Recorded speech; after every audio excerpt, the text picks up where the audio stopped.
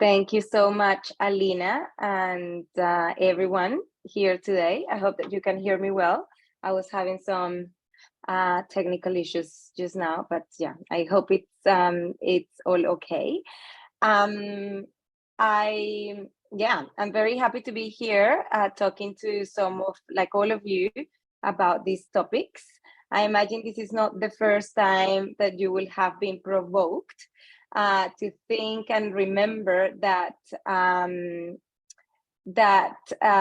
capitalism created the conditions that we find ourselves in today, and that it wasn't just a coincidence, but it was and it is a very well structured project that created, you know, also projects of colonization around the world, that also created the slave trade, that has been instrumental in creating the social and political conditions that have created not only the climate crisis, but the crisis that we have been, kind of like facing for hundreds of years now. I know that, for instance, within climate justice or environmentalism, a lot of people have been talking about how this is our house is on fire, but actually for a lot of people around the world, their houses have been on fire for hundreds of years when different kind of like empires went to colonize our countries and our communities around the world. So I don't think that this is the first time that you've heard about this. Movements, especially from the global south, have been, calling the alarm or setting the alarm about this for hundreds of years, for decades. And I'm just like wondering, I guess, one of the key questions that I have here coming into this space is how, where have we been? Where has the philanthropy been in all of this, during all this time? Just a little bit about myself. As Alina mentioned, I'm Colombian. I moved to the UK around 17 years ago, and I've been, kind of like being between Colombia and the UK. And I've been involved in grassroots organizing since I arrived in the UK. First, because of my own experience of becoming a migrant in the UK and becoming a racialized subject to the British state. And also because I had, within that process, I had to, fight for my case, and also started to work with various different migrant communities that were going and are going through similar experiences. And I guess I started working within the migrant sector. Then I started to work within the feminist sector as well, because, as a migrant woman of color, I also started to see kind of like other elements, I guess, of how the system perpetuates violence. And then more recently, I have been very involved within the climate justice movement. I work for an organization called Tipping Point, leading a coalition of climate reparations that works with various different organizations across our movements, those working on housing justice, on gender justice, on reparative justice, that are interested in not only, the finance aspect of reparations, but really that understand that the systems in which we live, capitalism, racism, patriarchy, classism, all of them work together, to create the conditions in which we live. And so therefore we need to work together to build our collective power for systems transformation. And it's not an easy task.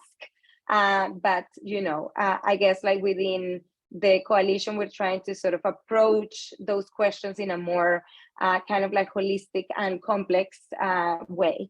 So I wanted to say that and share that with you, because during all of my years working, with grassroots groups, organizations, working with migrants, and so on and so forth. I have had to, kind of like approach philanthropic organizations to ask, and many times to beg for support. And during those times, during all these years, I have kind of like understood a few things from philanthropy. So there are some assumptions that I made about philanthropy that I wanted to share with you. So I guess like one of the things that I assume about philanthropy is that all of you are very well-meaning, that all of you are really interested in changing things that might be quite away from you. Maybe you're not the ones that are living in the global south, experiencing poverty and isolation and having like big, massive debts imposed in your countries. And, that's an assumption that I guess I make about those that work in philanthropy and those philanthropic organizations as well. But I do see that there is a lot of, sort of like interest in understanding or like working to change that. I also, make another assumption that, because of how philanthropy works and the power dynamics within philanthropy,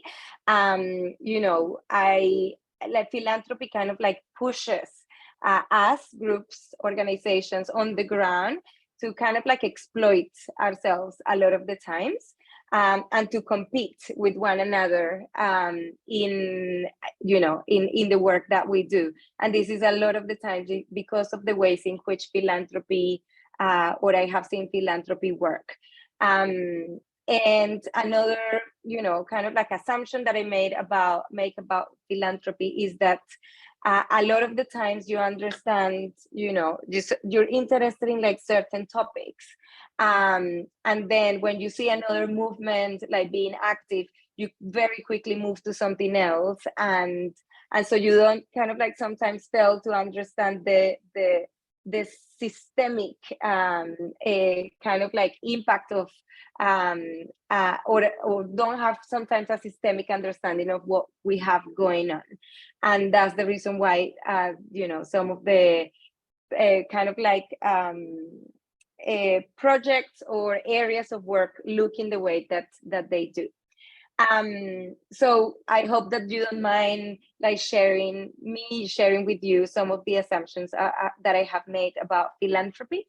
And I, guess I wanted to also share what are, some of the power dynamics that I have seen also at play when I've been in spaces with philanthropy. So I guess one of the things that I have seen is that of course, you are the ones who have the money and the resources, and a lot of the organizations,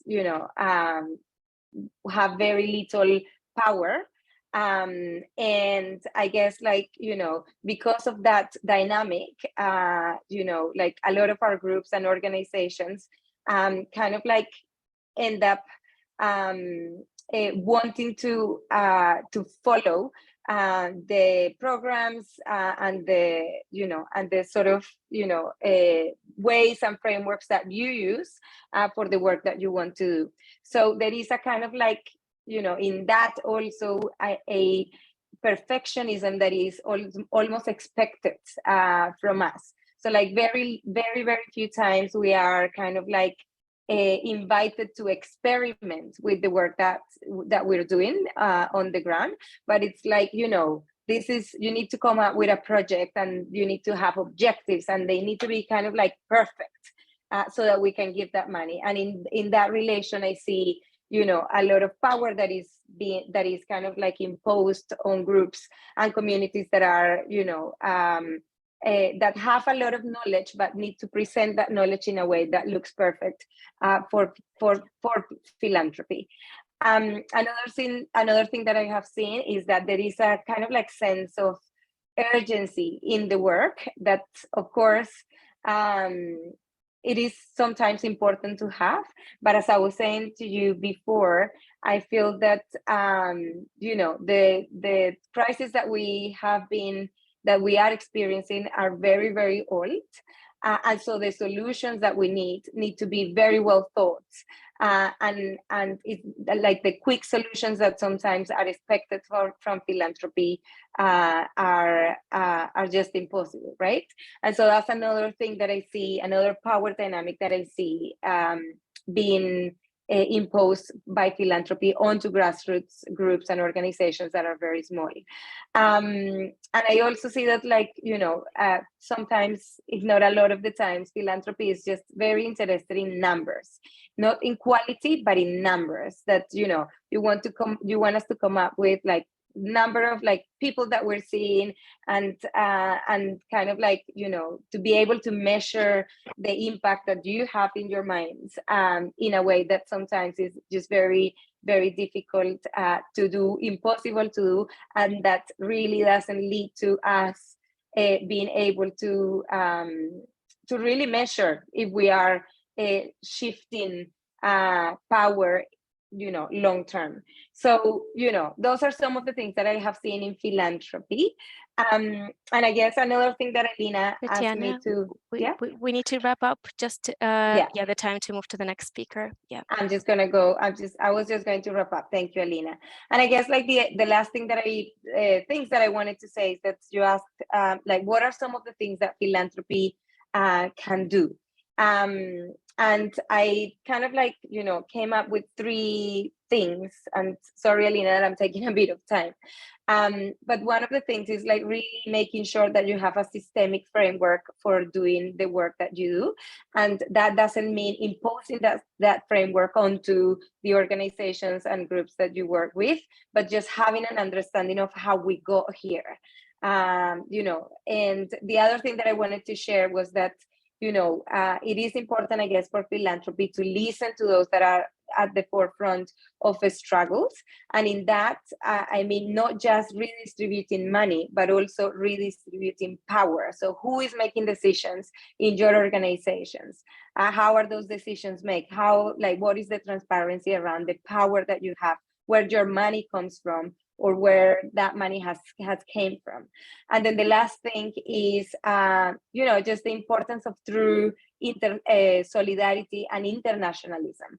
And again, like the crisis that we are, experiencing is not something just that is happening in Europe, but it's a global one, and the solutions that we need to be global. So how are we going as philanthropists to make sure that we have a kind of solidarity that understands that that the big kind of like systemic understanding that we need to have in a way that help us connect with one another also on the ground. Sorry, Alina, that I took a bit of time, but I just wanted to say a few things on that. Thank you.